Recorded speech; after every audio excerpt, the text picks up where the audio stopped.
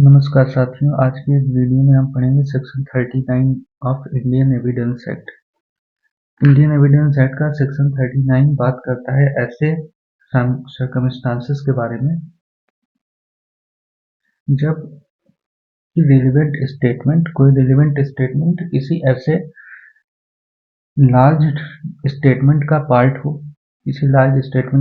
हो तो इस केस में उस रेलेवेंट स्टेटमेंट को कैसे प्रूव किया जाएगा कोर्ट में, इसी के बारे में बात करता है सेक्शन 39। इसको हम इस फिगर के थ्रू समझते हैं।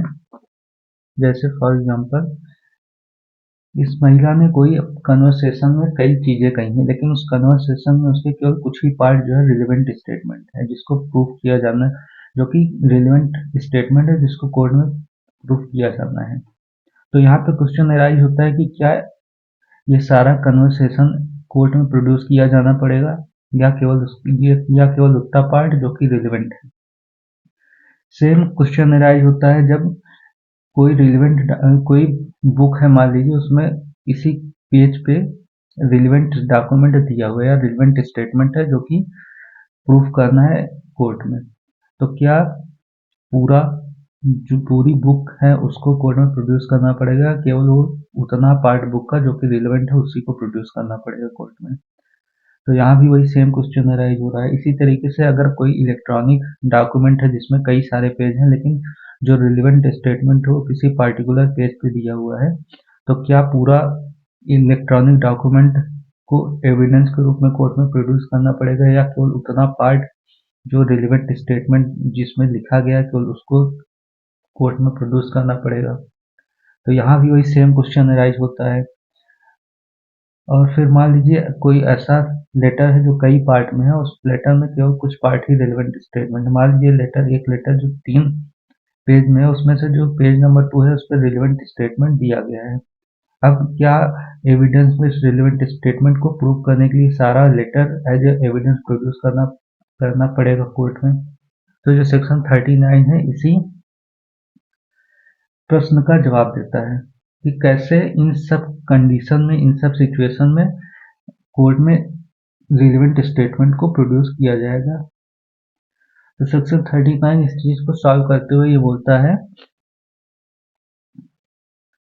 कि केवल उतने पार्ट को एज एविडेंस कोर्ट में प्रोड्यूस किया जाएगा जो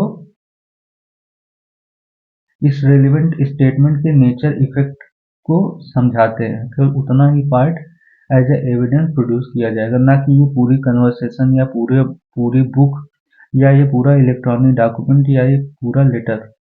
इसका केवल उतना ही पार्ट जो है एज ए एविडेंस कोर्ट में प्रोड्यूस किया जाएगा जो कि रिलेवेंट स्टेटमेंट के नेचर इफेक्ट को बताने के लिए आवश्यक है। केवल उतना ही part as a evidence court में प्रोड्यूस किया जाएगा। अब आइए बेयर लैंग्वेज देखते हैं सेक्शन 39 की क्या बोलती है।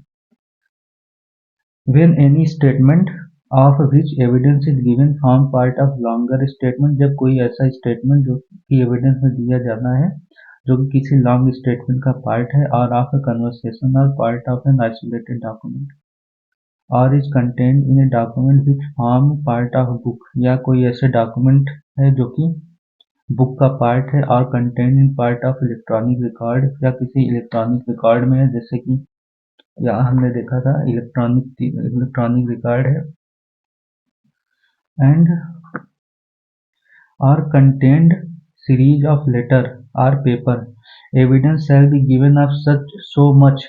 तो यहाँ ये बोल रहा है कि evidence shall be given of so much and no more. Evidence केवल उतने ही स्टेटमेंट का दिया जाएगा, उतने ही कन्वर्सेशन का दिया जाएगा, डॉक्यूमेंट या electronic record, book, series of letter or papers as the court consider, जो कोर्ट को लगता है कि नेसेसरी है in a particular case to full understanding of nature and effect of the statement. मतलब केवल उतने ही पार्ट का एविडेंस दिया जाएगा जो कि आवश्यक है इस रिलेवेंट स्टेटमेंट के नेचर और इफेक्ट को समझने के लिए।